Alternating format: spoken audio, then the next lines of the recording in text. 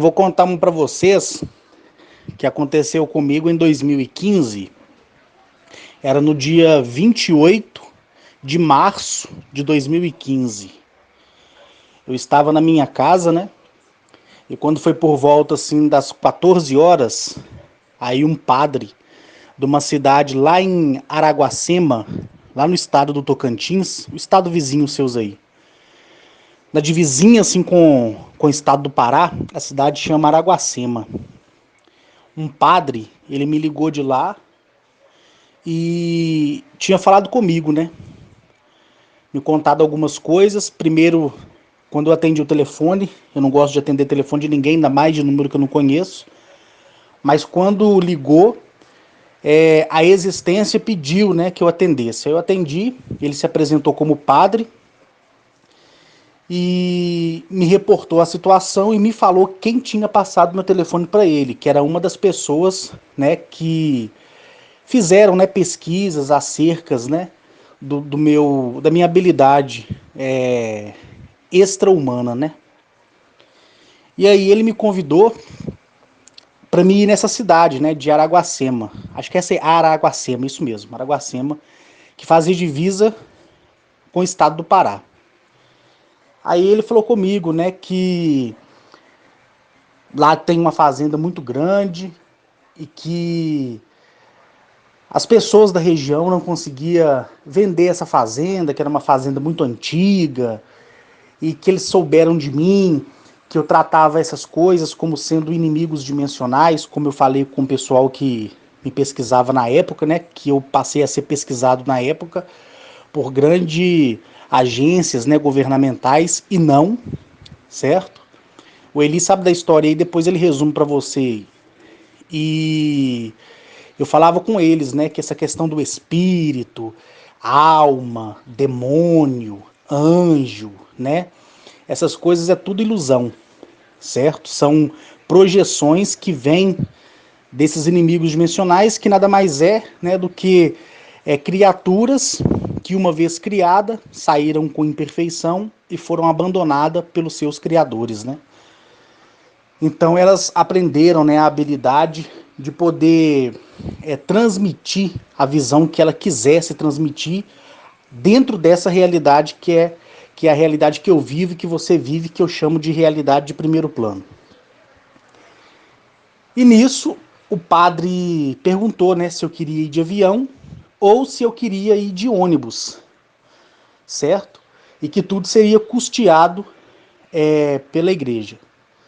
Eu falei com o padre assim que em menos de uma hora eu chegaria lá, mas era para o padre, né, me dar a localização exata da catedral, que é a igreja católica, né? Ele ia me dar a localização exata do lugar que eu ia usar um sigilo seguido com alguns códigos e eu ia abrir, né, uma fenda no espaço-tempo e atravessar essa fenda e eu ia chegar lá. Então demoraria para fazer tudo isso em torno de 40 minutos, né? Para atravessar em menos de 5 segundos eu estava já do outro lado, lá no estado do Tocantins, né? Nessa cidade chamada Araraguaiana. O padre não soube me falar a localização assim da longitude, latitude que é preciso, né? E nem a hora daquele momento que ele me passou a informação. Então eu preciso da longitude, latitude, a hora exata que a pessoa me passa a mensagem, né, o nome da cidade e tudo mais.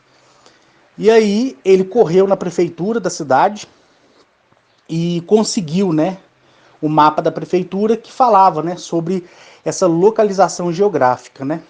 E aí ele me retornou a ligação da prefeitura me passando a longitude, latitude, o horário. E nessa hora já era quase às 16 horas já, né? Isso aconteceu depois de todo, somando o nosso diálogo, o tempo que eu levei para depilar meu corpo, né? Que eu tive que raspar todo o pelo do meu corpo, raspar minha cabeça, raspar a sobrancelha, cortar os cílios, né? Dos olhos aqui, para poder atravessar pelado.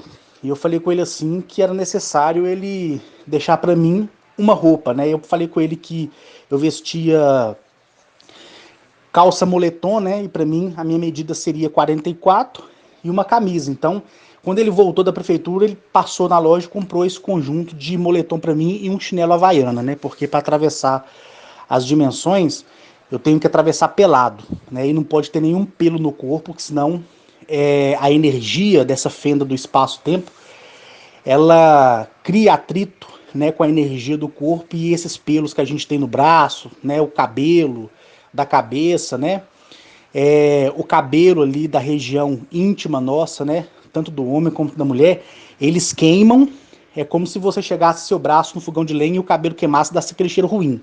E aí acaba, querendo ou não, queimando a pele, né? Então, uma vez que ele me passou a localização, eu peguei o Presto Barba, né? Usei uma lâmina do Presto Barba Mark III, né? Que é aquela lâmina sensitive, que tem 4 lâminas, né? Então, eu demorei aproximadamente uns 20 minutos para me depilar todo, feito uma mulher. Me depilei todo, fiquei lisinho mesmo, entendeu? Onde tinha pelo eu tive que arrancar. E na mesma hora, né, na condição de estar pelado, eu só me enrolei num lençol, entendeu? Desci na garagem do prédio, entrei dentro do meu carro e fui em direção a um sítio, que é um sítio que eu tinha na época, mas eu vendi. Que era um sítio que eu tinha também na cidade de Nova Lima. Tá entendendo? E aí, eu cheguei nesse sítio, abri o portão, né, com o controle remoto, entrei, avisei meu caseiro que era para ele ficar ausente o tempo que eu estivesse ali no sítio. Aí ele pegou a esposa dele e foi para a cidade, né, pro centro mesmo de Nova Lima. E nisso eu falei com ele assim que ele só deveria retornar 4 horas depois, né, do fato. Por que 4 horas depois? Porque uma vez que eu abro uma fenda no espaço-tempo, a energia que fica no lugar é uma energia muito forte. É como se fosse uma carga de alta tensão de mais de 150 mil volts. Tá entendendo? Então, assim, a única coisa que sobrevive é uma formiga, uma barata, um rato, uma galinha, um boi, um porco. Tudo que é animal e vegetal sobrevive. Só que como nós temos uma centelha corrupta, tá entendendo? Porque nós somos corruptos, essa energia vai de contra ao equilíbrio, que é o equilíbrio que nós temos, tá entendendo? Que é a razão do certo e o errado. Então, se você não estiver limpo, com a sua consciência, limpo, com a virtude da vida, você tá lascado. Então, você morre, derrete, eletrocutado. Tá entendendo? Então, é o mesmo que você estiver descalço ou não, nem precisa estar descalço. Porque uma energia de 150 mil volts, ela te atrai para ela. Então, por isso que eu tenho que pedir para as pessoas saírem de perto de mim. E aí, depois de 4 horas, essa energia ela é calibrada pelo eixo Tember, né? E pelo próprio núcleo do planeta, que a sua consciência chama Lópide, que é a sua centelha divina, né? Que é a centelha do próprio planeta. E aí a pessoa chega, mas mesmo assim ela sofre estática, tá entendendo? Quanto a objetos como televisão, geladeira, micro-ondas, certo? Tudo queima e derrete. Tanto é que, como eles já sabiam disso, e o motivo de eu ter vendido esse sítio lá foi porque eles não quiseram mais trabalhar para mim, porque tiveram muito medo. E eu acertei todo o acerto trabalhista com eles e indenizei eles também, devolvendo para eles televisão, rádio, celular, carregador, videocassete que eles tinham, né? Porque ele gostava muito daqueles filmes antigos, né, de faroeste. E todo equipamento, né, eletroeletrônico que ele tinha dentro de casa pifou, né, por causa disso. E por que eu não fiz isso no meu apartamento? Porque lá o prejuízo seria maior, né? Eu ia comprometer o funcionamento dos elevadores, eu ia queimar literalmente os motores de arranque do automóvel, entendeu?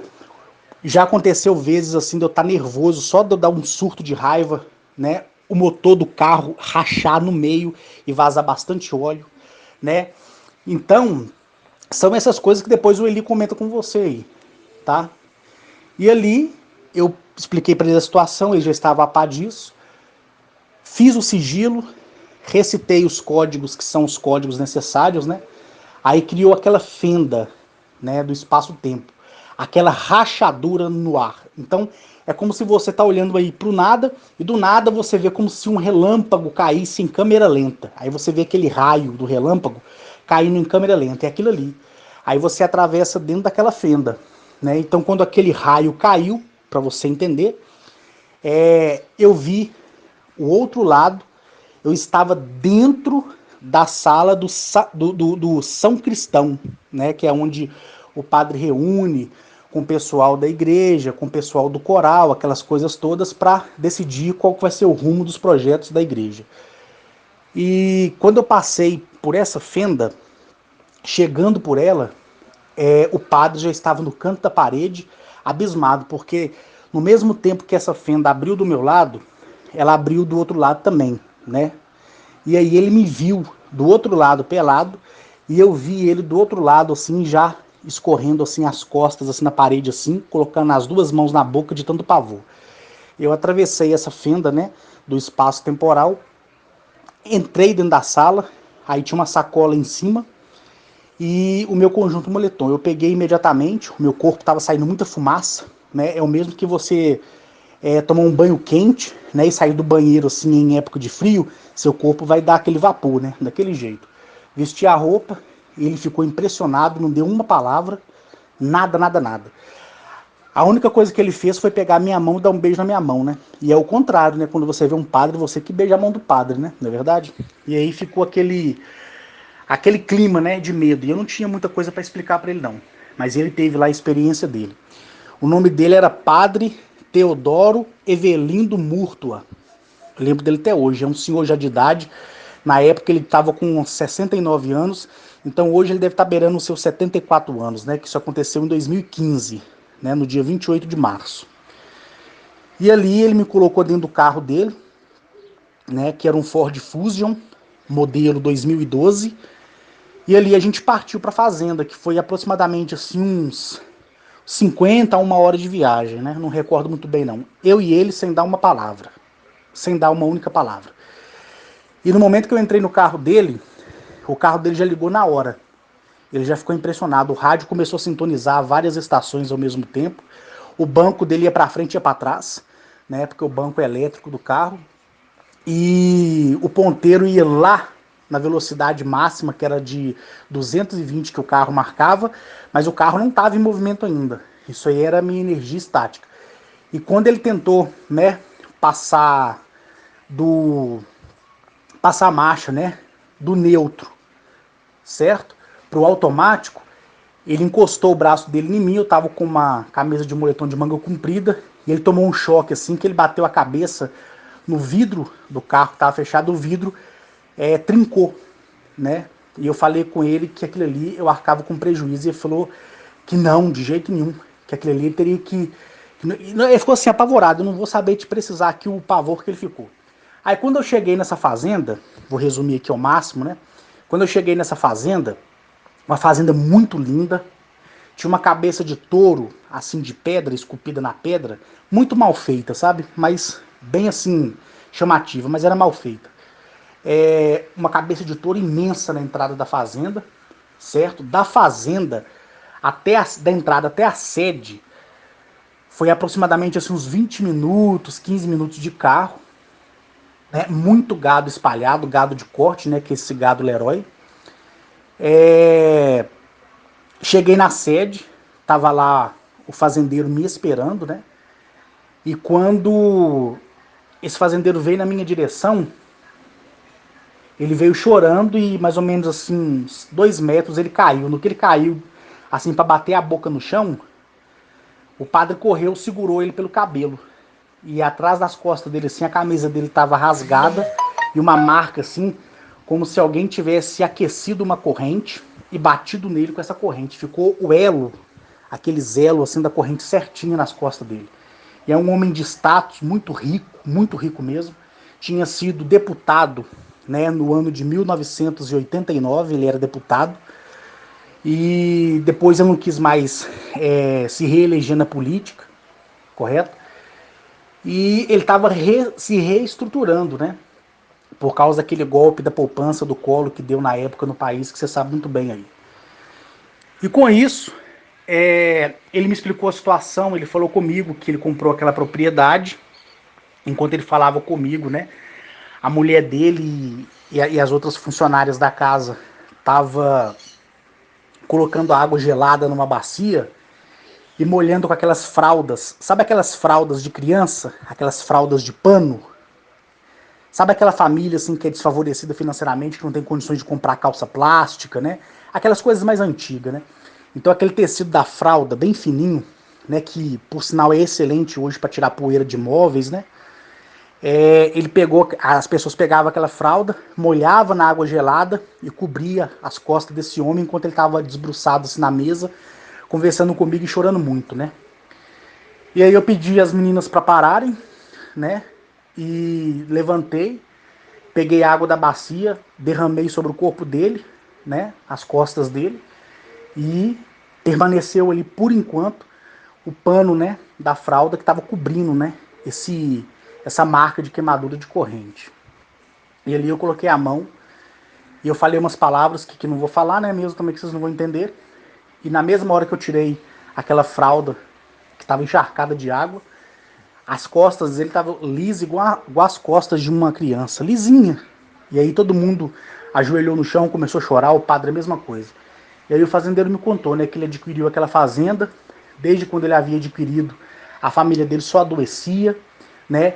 E ele perguntou se eu tinha observado os gados no pasto, eu falei que tinha. Ele falou comigo assim que ele tinha muito gado, que ele transferiu de uma outra fazenda que ele tinha no Mato Grosso do Sul, só de transporte ele pagou uma fortuna.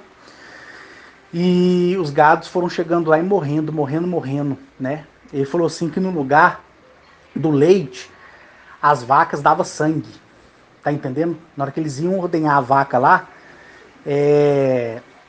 saía sangue. Mas é muito sangue, não saia uma gota de leite.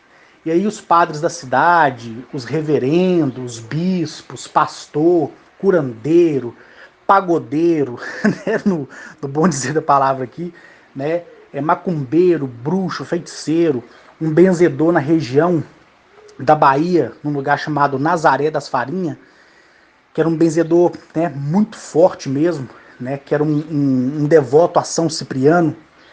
Ele fazia rezas de magia negra de São Cipriano capa preta, né? E ele foi convidado também para ir nesse lugar para poder, né, fazer isso aí. E o homem disse, né, me contou a história que lá ele comprou essa fazenda porque ele teve informações, né, de um senhor que passou essa informação para o pai dele, desculpa, para o avô dele, na época foi em 1922, não, 1923, e o avô dele teve interesse de comprar essa fazenda, não conseguiu na época, né?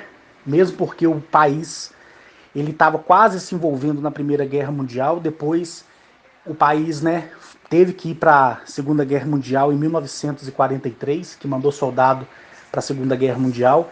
Então o Brasil estava desviando esses recursos, né, para produção de armas, né, para poder fazer várias coisas. E aí foi adiando o sonho dele. Então, em 1966, ele assim, já como já um homem formado, né? Ele ouviu novamente o pai dele falar do avô, certo? E aí a família tinha seus bens, estava reestruturando, eles tinham montado uma borracharia muito grande. Depois da borracharia, eles passaram a comercializar e vender pneus, né? E aí foram crescendo o negócio da família. Depois eles abriram empresa de transporte público e aí foi a farra toda. Até que ele se elegeu a deputado, né? Deputado federal, ficou um mandato igual eu expliquei aqui para você. E depois ele não quis mais saber de política. Então ele conseguiu essa fazenda. Então foi essa história que ele me contou. Por quê? Porque esse senhor que falou com o avô dele, em meados de 1923, falou que nessa região do Tocantins, né, tinha uma fazenda onde tinha muito mineral precioso ocultado na terra, né? Só que ninguém conseguia pegar porque era achados de escravos e de... Qual que é o nome que ele falou comigo mesmo? De escravos e de tropeiros, né? Que vinha de Ouro Preto, Minas Gerais, passando, cortando a região de Goiânia aí, até chegar nessa cidade, né? E chegando lá, eles ramificavam para o estado já do Pará, tá entendendo? E do Pará também eles traziam ouro e depositavam nessa parte de terra dessa fazenda aí, desse pessoal aí. Então, com isso, eles compraram no sonho de enriquecer cada vez mais, né? E quando chegou lá, não conseguia tirar.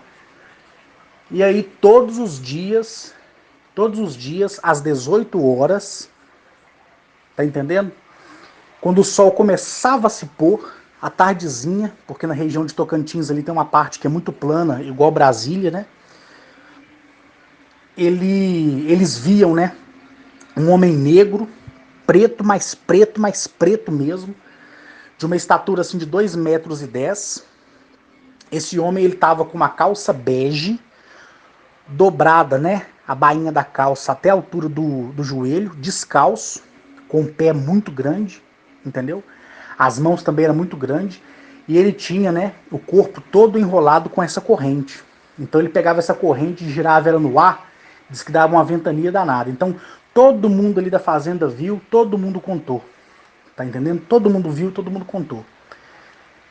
E aí, já estava aproximando ali às 18 horas. E o pedido dele foi o seguinte: ele falou comigo assim: olha, Carlos, por favor, expulsa esses maus espíritos daqui. Porque eu comprei tudo isso aqui de forma lícita. Não foi de forma ilícita. Isso aqui foi dinheiro suado, não foi dinheiro roubado de ninguém. Então não é justo eu adquirir uma terra e não poder usufruir dela. Tanto que eu fiquei tão desiludido que eu tentei vender. Tentei vender. E ninguém compra. Porque todo mundo sabe da história que vem desde 1890 até 1923, daí por diante. Né? Que igual eu acabei de explicar isso aqui. E nisso, quando ele me falou todo esse fato aí, todo mundo, Zóio, Zé, Eli, quem mais ouvir esse áudio aí, que eu vou compartilhar só com vocês. Todo mundo ficou assim com eles esbugalhados olhando para mim e começou a entardecer, era 17 horas e 32 minutos, eu lembro disso até hoje. E aí eu fui pro terreiro, o terreiro todo amplo, planinho, todo varridinho, né? Uns pés de macaúba assim no fundo, assim, plantados. Da minha direita, assim, de quem via, tinha uma hortaliça muito bonita, mas porém estava toda amarelada as folhas, como se tivesse caído uma praga, né? E ali eu peguei um cabo de vassoura, quebrei ele em 2 pedaços. Ficou uma ponta assim de estaca, né? Uma ponta pontiaguda.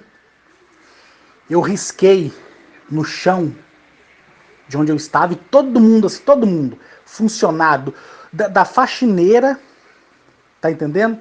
Da faxineira ao peão, do peão ao gerente da fazenda, do gerente ao dono, do dono à sua esposa, da sua esposa, suas filhas, que por sinal são muito lindas mesmo, são mulheres assim de nenhum homem botar defeito, tá entendendo? Todo mundo me olhando, criança, todo mundo da varanda, e a varanda aberta, né? Todo mundo me olhando. Fui lá, risquei no chão, fiz um sigilo no chão. E ali eu entrei no meio do sigilo. Na hora que eu levantei as minhas 2 mãos, né, os meus 2 braços, né? Aí começou a vir aquela ventania assim, fora do comum. O Eli, se você quiser, o Eli pode te mostrar o áudio aí de uma pessoa testemunhando para ele. Essa pessoa, ela esteve comigo lá no Vale do Jequitinhonha, numa cidade chamada Araçuaí. Ela viu quando eu entrei no rio, o rio de água corrente. O Eli pode mostrar esse áudio dela para você aí. E ali eu falei com ela assim: você duvida que eu faço a água do rio voltar contra fluxo? Ela só sorriu para mim e ela viu. Eu voltei, a água do rio estava descendo, eu fiz ela subir. Você pode pedir o Eli para te mostrar o áudio dela testemunhando e a alegria dela. E ela também vai te... E no áudio também dela você vai ver e ouvir ela falando quando eu ficava nervoso, como é que ventava. Faltava pouco carregar até carro. Tá entendendo? Sem exagero nenhum. E na hora que eu fiz, levantei os meus braços assim, no círculo onde eu tava, um redemoinho feroz cercou assim o meu redor, mas eu tinha feito esse redemoinho. A poeira subiu todo, o céu ficou vermelho de poeira. E ali não deu uma gota de vento. Na hora que a poeira foi baixando, 2, 3 metros à nossa frente assim, ficou aquela neblina de poeira. Tá entendendo? e de lá veio esse homem preto, que não era homem coisa nenhuma. De acordo assim, Zóio, Zé e Eli, que ele andava na minha direção, né, a pele dele caía, a corrente caía, a roupa que não era roupa se desfazia como se fosse uma pele. E ali eu vi um ser. Esse ser, ele parecia muito um gorila, porém sem rosto e sem pelo no corpo, né? Muito grande, muito forte, que tinha escapado das dimensões por causa de coisas que pessoas fazem e não sabem o mal que está fazendo para elas mesmas. Então foi aberta essa brecha no tempo, onde eles ficam aprisionados. E ele acabou saindo, ele acabou usufruindo disso, né? Então ele se alimenta da energia das pessoas, do sangue das pessoas, como um parasita, né? Como um carrapato desse bandoleiro aí. Como também ele precisa da energia e do cheiro, né? Nós não sentimos o cheiro do ouro, né? Mas eles sentem. E ali ele viu aquela reserva ali guardada, então ele ficou ali. Então ele criava, ele projetava essas ilusões na mente das pessoas, porque ele sabia que essa humanidade aqui era findada na crença de acreditar em um Deus, de acreditar em demônio, de acreditar em anjo, de acreditar em espírito que morre e fica aterrorizando, e nada disso existe. Então eles aproveitam isso e projetam aquilo que você acredita e tem medo, né? E ali todo mundo viu aquele ser, né? Ele era alto como um gorila, os braços bem fortes mesmo, o rosto não tinha olho, nem boca, nem nariz, e uma orelha assim grande, parecendo uma orelha de elefante, e muito forte mesmo. O gorila, as pernas dele é pequena, né? Dele não, as pernas já era proporcional à altura do corpo, tá entendendo? Ele veio na minha direção, abaixou a cabeça, pegou a minha mão, colocou minha mão na cabeça dele, e no dialeto dele, mesmo ele não tendo boca, tá? Ele falou dentro da minha mente, no dialeto dele, ele me pediu perdão e pediu desculpas e ia deixar marcado o lugar onde estava todo o tesouro daquele local. E aí todo mundo viu isso. Todo mundo viu isso, e todo mundo caiu nos prantos, chorando, o padre ficou doido, tá entendendo? Todo mundo entrou em surto, o pessoal gritava, as mulheres gritavam assim, parecia que estava parindo uma criança, tá entendendo? Parecia aquele grito de parto, né, de dor de parto. E ali naquele momento ali, abriu-se uma fenda no espaço-tempo, ele entrou e eu aprisionei ele lá. Na mesma hora, o ambiente da fazenda mudou todo, todo, todo, todo, todo. E o incrível que pareça, todos os lugares onde era para fazer, né, as covas iniciais para furar, né, as caixas, né, para poder extrair a pedra preciosa, porque na montanha, na pedreira, a gente faz gruta, não é verdade? No chão a gente faz aquelas caixas, né, geralmente 5 por 5 e vai descendo ali uma profundidade, né, de 3 metros, 12 metros, 20 metros, né? Enquanto não tiver o gás que te prejudique, você vai furando, né? Igual o tatu e vai entrando. E ali ele, eles andaram comigo na propriedade.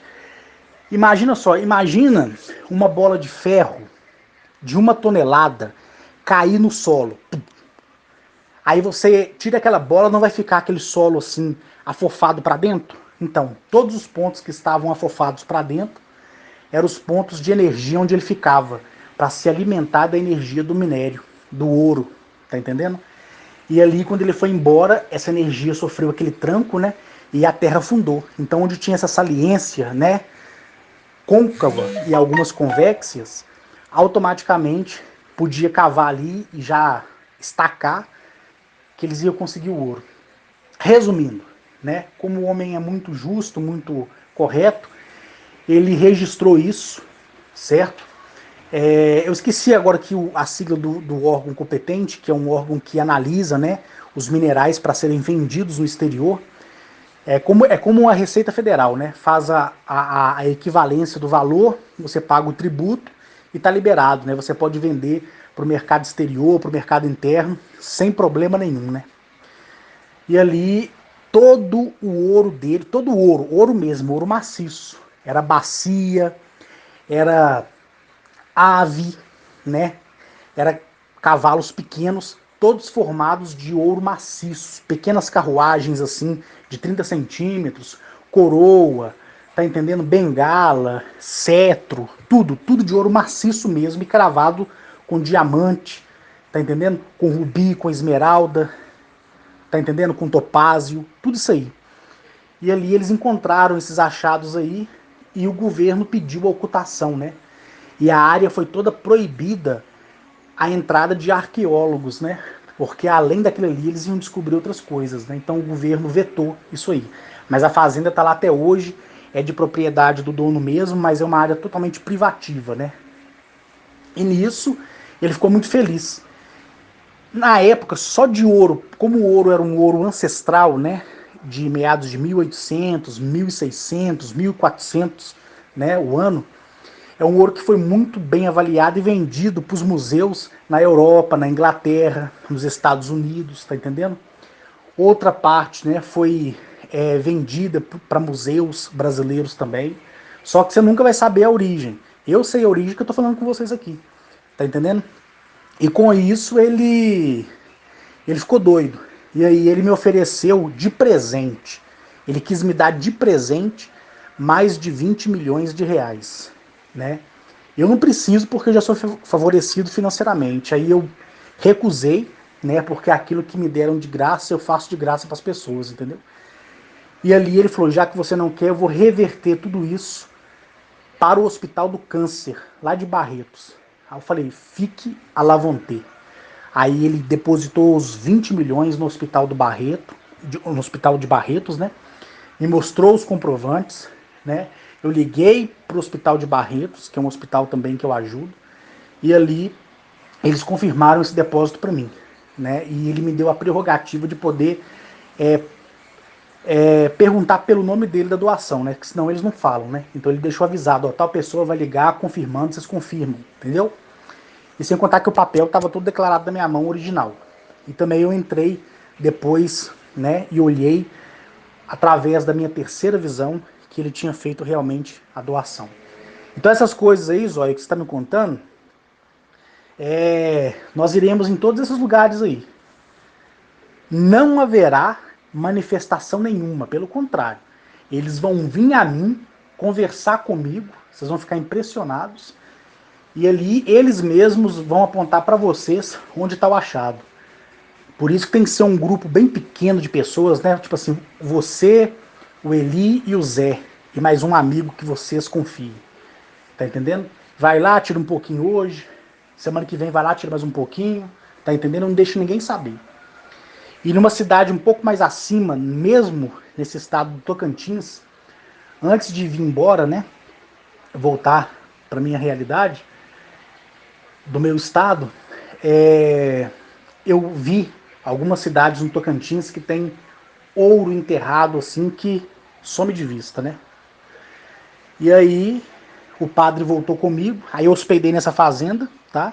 No dia seguinte, no mesmo dia mesmo, desculpa, no mesmo dia que aconteceu isso à noite, já estava escurecendo, já era 18 horas, igual eu falei para você, era 17 horas e 32, depois deu 17 horas e 42. Aí quando escureceu já era, quando o pessoal estava naquela euforia toda, já era aproximadamente 8 horas. Eles fizeram um jantar rápido, mas um jantar maravilhoso. Comi, deitei. Na hora que eu falei que eu ia dormir, ninguém deu um pio. Tava aquela festa. Na hora que eu falei eu quero dormir, ninguém falou mais nada, me respeitando. Não ouvi um chiado. E eu fiquei assim, deitado, ouvindo se eu ia ouvir alguma coisa, né? Ninguém falou nada. O pessoal, tipo assim, me tratou como se eu fosse um deus na terra, né? E ali o pessoal ficou descansando também. Eu descansei, no dia seguinte eu parti com o padre, né?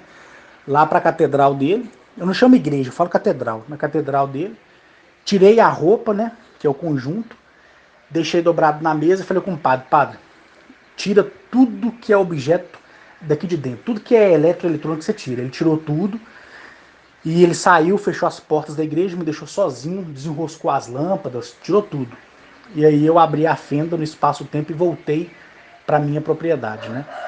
E aí, no caso, o lugar que ficou energizado foi o lugar de onde, né, de onde eu parti, que no caso partir da catedral. Já lá no meu sítio já não tinha mais aquela energização absurda, você tá entendendo? Então essas coisas aí a gente vai resolver e vai resolver tudo junto